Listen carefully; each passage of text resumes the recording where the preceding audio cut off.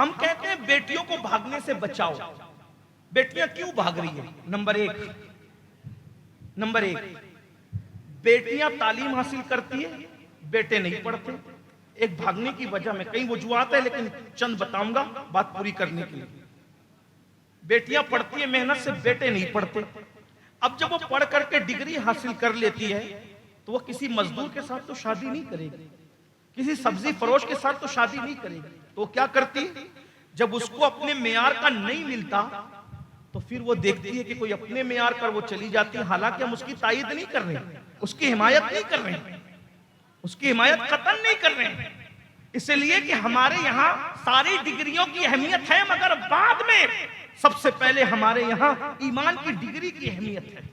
ईमान की डिग्री की हमारे यहाँ सबसे बड़ी डिग्री ईमान की डिग्री। सारी डिग्रियां कागज की दुनिया में पड़ी रह जाएगी, कब्र में जो डिग्री जाएगी वो ईमान की डिग्री जाएगी। और ईमान की डिग्री वो है जो ईमान की डिग्री कब्र में लेकर के जाएगा, वो फरिश्ते भी उसकी ताजीम करेंगे। मेरे इमाम कहते हैं नकीरेन करते हैं ताजीम मेरी, फिदा होके तुझ पे ये इज्जत मिली। सुभान अल्लाह। बेटियों से कहता हूं अगर ज्यादा पढ़ लिख लो तो ईमान की डिग्री पर इत्तेफाक कर लो। अगर कोई बड़ी डिग्री वाला नहीं मिलता है तो दूसरी बात,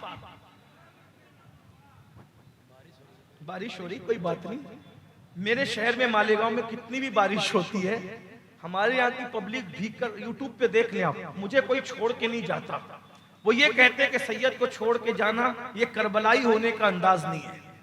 लेकिन कोई बात नहीं, अगर वो क्या गढ़वा वाले भीगने से डरते हैं तो मुझे कोई उनको प्रॉब्लम भी नहीं रोकने से, बहुत बैठे हैं अल्लाह के बंदे। लेकिन ये है कि अभी इतने सारे सैयद, अमजर शरीफ के सादात किराम हैं, भागलपुर शरीफ का सैयद है, हमारे शागिल इमाम सैयद साहब और भी सादात हैं, इतने सब बैठे, भाई कहाँ जा रहे हैं। और वैसे मैं लोगों को कहता हूँ पब्लिक के लिए अगर छत खुला रखना तो हमारे लिए भी खुला रखना। पब्लिक ठंडी में हम भी ठंडी में, पब्लिक गर्मी में हम भी गर्मी में, पब्लिक बरसात में हम भी बरसात। हम हुसैनी लोग हैं, जो मुसीबत तुम पर है उसमें आगे हम रहेंगे।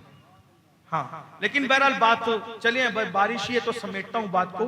फिर भी इतने लोग बैठे हैं माशाल्लाह, कुछ लोग उधर बैठ गए, कोई बात नहीं, रात का टाइम है, वैसे भीगना भी नहीं चाहिए। लेकिन सुन लीजिए, आखिरी बात के तौर पे कह रहा था, क्या कह रहा था? नंबर एक, बच्चियां पढ़ रही है, बच्चे नहीं।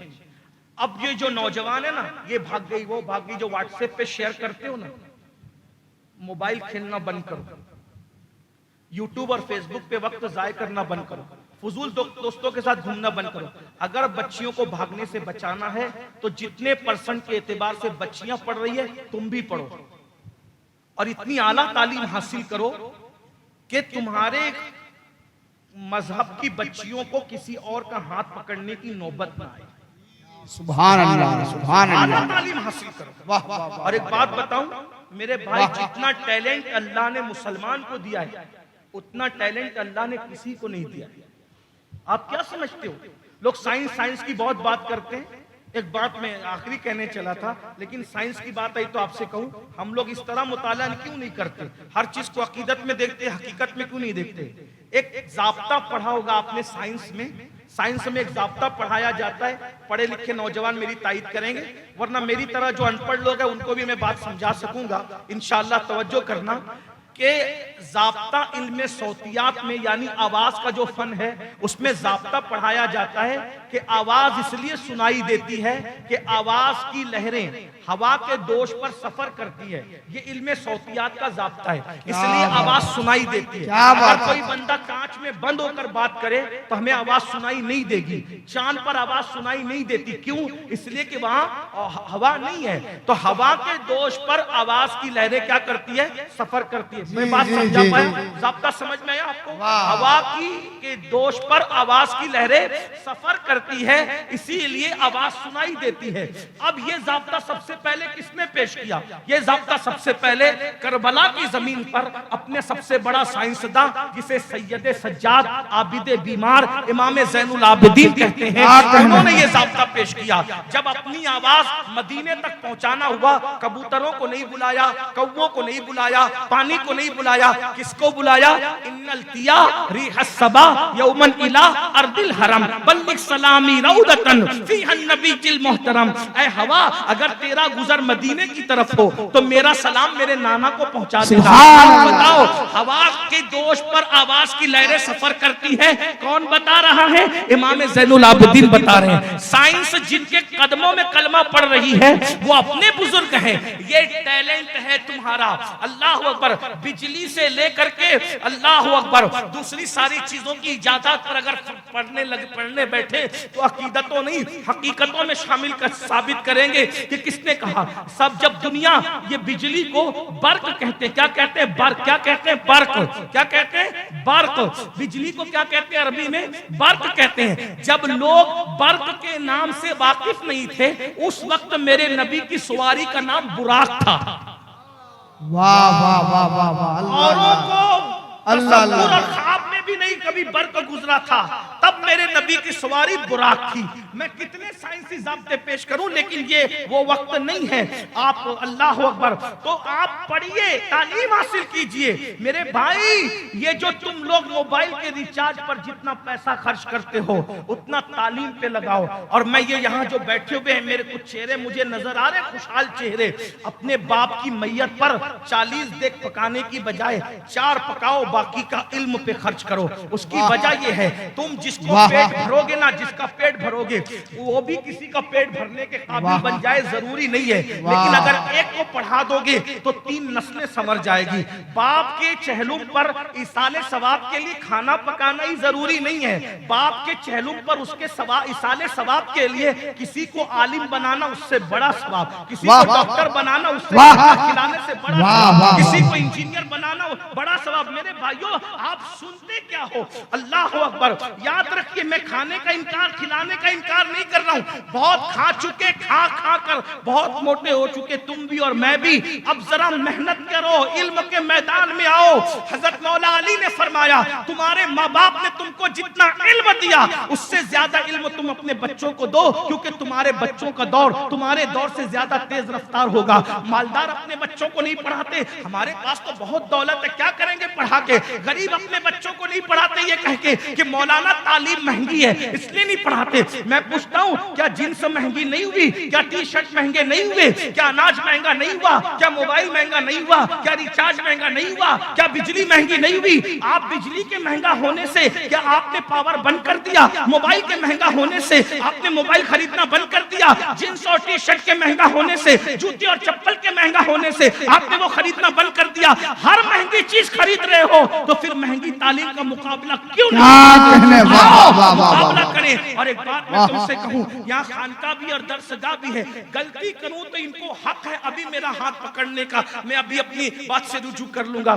जलसों में जो लाखों रुपए खर्च करते हो ना, उसका खर्चा कम करके तालीम पे खर्च करो। उर्सों में जो हम लाखों रुपए खर्च करते हैं, ये चादर आ रही है 1 लाख की, लोग कहते हैं मिनुल कादरी बिदअतियों का एजेंट तो नहीं हो गया? मैंने कहा जो कहना हो कह लो, कयामत में सब खुलेगा। मैं बस इतना कहता हूं, 1 लाख की चादर नहीं 1000 की चढ़ाओ और 99,000 बचा करके किसी को अच्छा डॉक्टर बनाने के लिए उसकी फीस भर। वाह वाह वाह। हमारे यहाँ ज़हीन बच्चे बहुत हैं, लेकिन गुर्बत की जंजीरें उनके कदमों में हैं। ये जहन हमें बनाना पड़ेगा।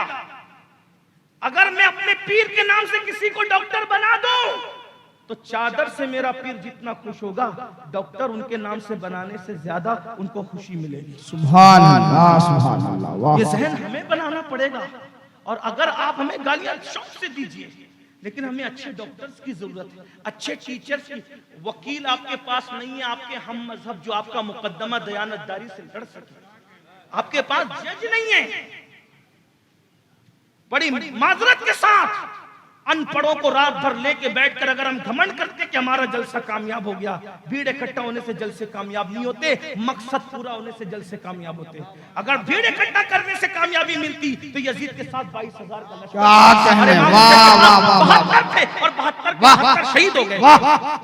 जमने से काम नहीं होता, मकसद पूरा होने से काम होता है। यजीद 22,000 लाकर भी मकसद पूरा न कर सका, हुसैन खुद को कटाकर मकसद पूरा कर गए। जलसों की भीड़ से खुश ना होना जब तक मकसद पूरा ना हो।